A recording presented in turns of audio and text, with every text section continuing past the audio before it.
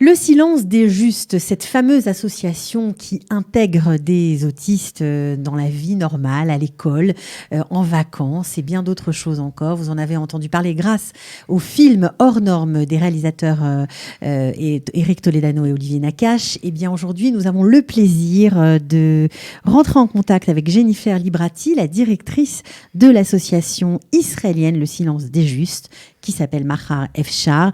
Ils font énormément de choses. On voulait leur donner un petit coup d'éclairage pour leur souhaiter bonne chance dans leur action et pour permettre à plein de familles de venir s'installer, vivre en Israël malgré les enfants autistes qu'elles pourraient comporter, qu'elles pourraient avoir. Donc restez avec nous, c'est maintenant. De la générosité, des talents et du cœur. C'est la sauce du jour sur studioqualita.com. Jennifer Librati, bonjour. Comment ça va ? Bonjour, ça va et vous ? Alors, on est super content de vous recevoir parce que c'est vrai que là, ces derniers temps, il y a eu beaucoup de projections du film Hors Normes. On a beaucoup entendu parler de ce projet. On avait vu le documentaire pour certains en 2014. On s'est dit, mais qu'est-ce que c'est que cette association, Le Silence des Justes ? Qu'est-ce que c'est que ces fous, ces juifs, ces arabes qui travaillent ensemble ? On était impressionnés. Moi, je me souviens quand j'ai vu le documentaire, j'étais scotchée derrière mon écran. Je me suis dit, mais ils sont incroyables, quoi. Ouais. Surtout le travail qui est fait, quoi. C'est formidable. C'est vraiment quelque chose d'assez exceptionnel. Alors, vous êtes là parce que cette association, Le Silence des Justes, a une antenne aujourd'hui en Israël. On peut même donner l'adresse. Tout à fait. Ben Yehuda Echad, à Jérusalem. Voilà. Alors, vous existez depuis 2 ans, mais vous n'êtes pas encore vraiment en marche. Voilà, tout à fait. En fait, on a ouvert tout d'abord à la demande des familles françaises désireuses de monter en Israël, un bureau. Donc, c'est vraiment administratif, tout ce qui se passe actuellement. Chercher des relations, chercher comment on pourrait ouvrir ici donc des lieux de vie et avoir des prises en charge à l'année. Donc, c'est actuellement donc en cours. Ouais, c'est ce que vous faites. Vous prenez des contacts, voilà. On rencontre énormément de monde, les gens qui existent. Des gens formidables. Il y a plein de francophones qui bossent dans ce monde de l'handicap. Ouais. Et puis, on a beaucoup de contacts qui étaient de France avant, qui sont montés en Israël et qui, du coup, sont re-rentrés en contact avec nous ici pour nous dire, par exemple, t'en as une assistante sociale, voilà, si vous avez besoin de moi, l'autre éducatrice spécialisée, l'autre qui est plus dans la paperasse administrative, si vous voulez que je vous aide à remplir des dossiers. Vraiment, c'est formidable parce que le noyau est là, tout est en place, quoi, en fait. Alors, ce qui a été génial aussi, c'est que les projections du film, il y en a eu plusieurs dans plusieurs villes, vous ont permis aussi de rentrer justement en contact avec tous ces gens. Les gens sont venus vous voir. Oui. Le directeur de l'association était aussi là, Stéphane Benamou. Tout à fait. Voilà, et ça a déclenché des choses. Ah oui, énormément. Là, du coup, on est passé dans une phase d'action. Ouais, magnifique. Il y a des parents qui nous ont sollicité aussi encore, d'autres parents, parce que, mis à part ceux de France, il y en a aussi des francophones en Israël qui se disent si vous ouvrez quelque chose, nous on est là, ça nous intéresse, on aime beaucoup votre méthode de prise en charge, d'inclusion, etc. Ouais, c'est ça qui est aussi génial, parce que j'ai dit en introduction des Juifs, des Arabes qui travaillent ensemble, certes, mais c'est aussi la façon de travailler et de considérer l'enfant ou l'adulte autiste comme une personne tout à fait normale.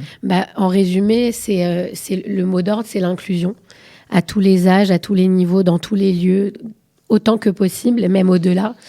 Et c'est ce qu'on veut faire ici aussi. Parce que c'est vrai qu'en Israël, par rapport à la France, il y a une meilleure prise en charge.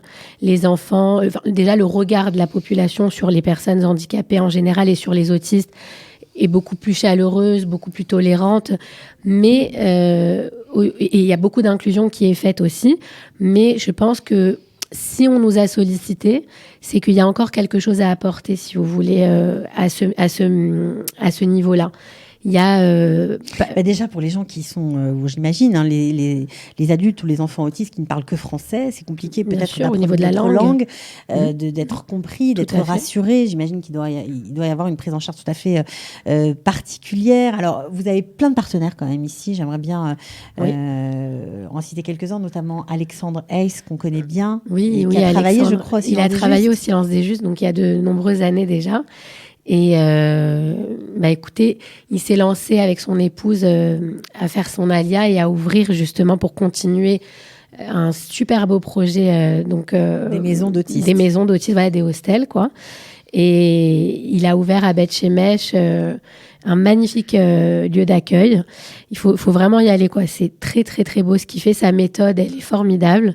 Et on lui souhaite aussi de réussir encore à ouvrir davantage parce qu'il a de la demande. Ouais. Alors, il y a de la demande pour les francophones qui sont ici et qui ont malheureusement des enfants autistes ou des adultes et qui ne savent pas vraiment comment faire pour assurer aussi leur prise en charge pour plus tard parce que les familles vieillissent, donc pas facile. Les enfants grandissent, donc il faut adapter. C'est ça, il faut adapter. On se demande, quand on est une famille avec un enfant déjà d'un certain âge, qu'est-ce qui va devenir ? C'est la question. D'ailleurs, dans le film, on le voit. Et nous, on a affaire à ça tous les jours. Qu'est-ce que l'enfant va devenir ? Le jeune adulte, l'adulte vieillissant, qu'est-ce qu'il va faire ? C'est une vraie question. Donc, nous, ce qu'on essaye, c'est justement d'apporter... en France, c'est fait. On a des centres de professionnalisation où on aborde énormément de métiers. Chaque autiste, en fait, en fonction de sa passion, ça peut être autour de la cuisine, comme on peut le voir sur... Il peut trouver un travail où vous l'insérez dans une entreprise. Certains, oui, quand c'est possible. On a eu plusieurs insertions. Une fois, on a eu même un aide comptable. Donc ça, c'était un autiste de haut niveau. Donc c'était un très beau projet. C'est vraiment... c'est un beau métier, quoi. Mais bien sûr. Et les gens autour de lui le recevaient. Alors, Stéphane Benamou, le directeur de notre association, restait toujours en contact. Il venait chez nous une fois par semaine pour voir le psy. Incroyable, il est partout. Il avait un suivi, quoi. C'est fou. Ils apprennent, comme je vous dis, la cuisine, le jardinage. Ils adorent le jardinage, la menuiserie. Donc, on comprend que c'est s'occuper de gens qui ont des handicaps, mais de façon avec de l'ambition, quoi. Tout à fait. De l'ambition pour eux. C'est tout particulier. Oui. C'est vraiment d'aller au-delà du possible, encore une fois. On a peur de rien, quoi. Vous n'avez peur de rien. Non. Et je crois que vous-même, en Israël, même si le côté administratif, vous avez commencé à le dépasser, vous faites déjà des voyages. Tout à fait, voilà. Tout à fait. Ça fait déjà 2-3 ans. On a fait plusieurs voyages. Donc, une fois en partenariat avec Alexandre Haïs de Beth Shemesh. Ce qu'on a fait, c'est qu'on a fait un échange, en fait. On a pris des autistes de chez lui. On les a fait venir à la montagne chez nous, en France, pour la première fois de leur vie, en fait. Et c'était magnifique. Ils sont venus et nous, on lui a envoyé nos autistes de France qui n'étaient jamais venus en Israël. C'était génial, en fait. C'était génial. Je pense que ça va se reproduire parce que c'est vraiment un beau projet. On a eu aussi un partenariat avec Taglit, qui a donc accepté une vingtaine de jeunes de chez nous. Alors, Taglit, on le sait, ce sont des donateurs qui offrent des voyages à des gens qui ne sont jamais partis en Israël en groupe. Tout à fait. Et là, la particularité, c'est ce qui était délicat, c'est d'accepter de la part de Taglit que chaque jeune était accompagné d'un éducateur spécialisé. À qui il fallait aussi payer le voyage. Tout à fait. Ouais. Donc, et pour certains, pas juifs aussi. Et c'était formidable parce que c'était donc des autistes qui n'étaient jamais venus en Israël. Donc, on peut imaginer l'émotion et même le vécu que ça leur a donné. C'était formidable. Et puis les accompagnants, alors la plupart étaient juifs, mais certains non juifs qui, pour la première fois, venaient en Israël aussi et sont repartis avec énormément de positifs de ce voyage. Oui, parce que dans cette association, on peut dire qu'elle est œcuménique, il y a de tout. Non, mais c'est vrai, et tout le monde vit et collabore ensemble de façon tout à fait admirable. C'est ça qui fait aussi la particularité. C'est ça, ce qui est important, c'est de soigner la maladie, d'aider les familles et de transformer la vie de ces jeunes, en fait. Tout le reste... C'est un peu comme l'hôpital israélien où tout le monde fonctionne ensemble sans aucune tout à fait, considération ni de race, ni de religion. Donc ça, c'est magnifique. Alors, vous avez plein de projets et ce qui a été aussi chouette dans votre dernier voyage, je parle de Stéphane Benamou qui est venu en Israël, c'est qu'il a rencontré des politiques, il a essayé de faire bouger les choses. Oui, ce film nous a ouvert énormément de portes, aussi bien en France que maintenant en Israël. On va avoir aussi la projection à Londres. Il a été vendu dans 55 pays pour l'instant, le film, ce qui est énorme. Donc, je pense que ça va faire bouger les choses un peu partout dans le monde. Nous, pour ce qui nous concerne, en tout cas actuellement, c'est Israël. Effectivement, il a rencontré l'ambassadeur de France à Tel Aviv. Il a été reçu aussi au consul de Jérusalem.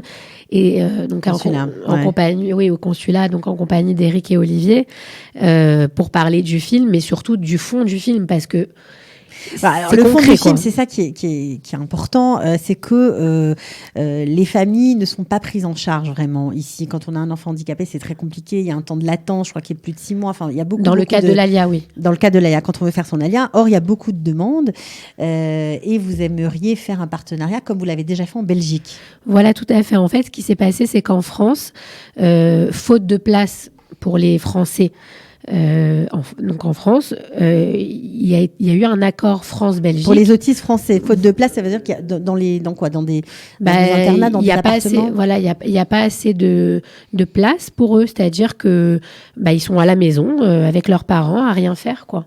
Et c'est pas une vie, surtout quand la famille commence comme on le disait tout à l'heure, à vieillir. Il faut un avenir. On se demande toujours, mais qu'est-ce qu'ils vont devenir? Donc, quand l'enfant est pris en charge dans une maison adaptée, un appartement adapté, qu'il ait une certaine autonomie, etc. Ça, c'est bien. C'est rassurant pour les familles. Et puis, même, c'est une vie de dignité pour le jeune en question. Donc, nous, c'est notre objectif, c'est vraiment de leur donner ça. Alors, avec la Belgique, donc, ce qui s'est passé, donc, nous ou d'autres associations, il y a eu un accord, donc, au niveau des politiques. Entre la France et la Belgique, voilà. Et en fait, la France prenait en charge l'envoi du jeune dans une structure adaptée en Belgique. D'accord, donc c'était payé par la France. Voilà, partant du principe que chez nous, on n'a pas de place, mais on a trouvé une place là-bas, donc on l'assume. D'accord. Et c'est très bien, c'est formidable. Et donc ça pourrait être pareil ici avec Israël. Voilà, ça pourrait éventuellement être pareil avec Israël. Donc c'est en cours là de négoce. J'imagine. Donc vous avez mis toutes les structures en place, vous avez créé un fonds d'investissement pour pouvoir aussi, bien sûr, vous développer en Israël. Je suis très émue de vous recevoir parce que je trouve que c'est vraiment très beau. Moi, j'imagine que vous aussi, vous avez un lien particulier. Hein, vous n'êtes pas directrice de cette association pour rien. Bien sûr, effectivement, moi je suis un peu née dedans puisque mon grand frère est autiste et donc on a été amenés, lui et moi, à fréquenter les colonies Tom Gann. Donc, en fait, qui appartiennent à l'association de Stéphane Benamou. C'est comme ça qu'il a créé son association à la base, en intégrant, si vous voulez, dans une colonie tout à fait normale, une colonie juive, avec des enfants sans handicap, quoi, normal, ordinaire. Des enfants avec Et il a intégré, en fait, il a été sollicité pour intégrer un jeune autiste. Alors, au départ, c'était un peu la cata. Moi, je me rappelle, j'avais 9 ans. Il jetait des chaises. Enfin, c'était un peu compliqué. Nous, on avait un peu peur. On se demandait. Bon, moi, j'avais pas trop peur parce que je connaissais un peu ça par rapport à mon frère. Mais c'est vrai que c'était un peu bizarre. Et après, en fait, il a quand même, lui, c'est un homme très généreux et qui n'a pas supporté, si vous voulez, le rejet. Qu'on rejette ce jeune-là de 15 ans, parce c'est vrai, il avait rien à faire dans une colo. Normalement, c'est des enfants qu'on mettait dans des hôpitaux, camisolés et tout. Et pour lui, ça l'a traumatisé. Le rejet l'a traumatisé. Il s'est dit, c'est pas possible, il faut qu'on trouve une solution. Et en fait, ce qu'il a fait, c'est qu'il a dit aux jeunes de 15 ans de l'époque, qui étaient venus passer leurs vacances, vous allez le prendre avec vous et vous allez vous en occuper. Comme si c'était un enfant normal, quoi, en fait. Et au fur et à mesure, vous savez, les vacances d'été, ça dure 3 semaines. Donc, il y a eu du temps qui s'est passé. Il y a eu des choses qui se sont passées et ça a marché. Il s'est apaisé. Et de colo en colo, il s'est apaisé. Et d'autres jeunes sont venus. C'est comme ça que tout a. Et du coup, on lui a demandé d'ouvrir carrément une structure pour les prendre en charge à l'année, ce qu'il a fait en créant en 96, donc le silence des justes. Bon, alors qu'est-ce qu'on peut vous souhaiter pour Mahar Efshar? C'est comme ça que ça s'appelle? Voilà, Mahar Efshar, exactement. Alors, qu'est-ce qu'on peut souhaiter à cette association? Ce qu'on peut souhaiter à cette association, c'est, je pense, de suivre le même parcours qu'en France pour répondre justement à la demande des familles désireuses de monter en Israël avec leurs jeunes autistes. Bien évidemment, pour que ça soit possible, il n'y a pas que l'administration et les politiques, il y a aussi un besoin financier réel. Et des compétences aussi. Il y a des compétences. Bon, ça, je vous ai dit, on a déjà le réseau. Franchement, j'espère que vous êtes en contact avec Michael Candel qui s'occupe Michael Candel pour le service à handicap. Il est formidable. J'ai eu un rendez-vous très productif avec lui. Des conseils merveilleux. Il connaît. Je pense qu'il va nous diriger vraiment en fonction des demandes. C'est du sur-mesure, donc c'est exactement ce qu'on a besoin.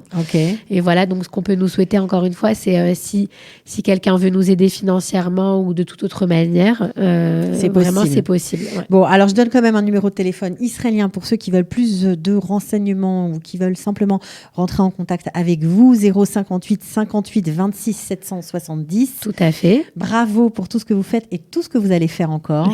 Merci beaucoup de votre accueil avec plaisir. et de nous avoir donné la parole. À très bientôt. À bientôt. Ciao. Au revoir. De la générosité, des talents et du cœur, c'est la sauce du jour sur studioqualita.com.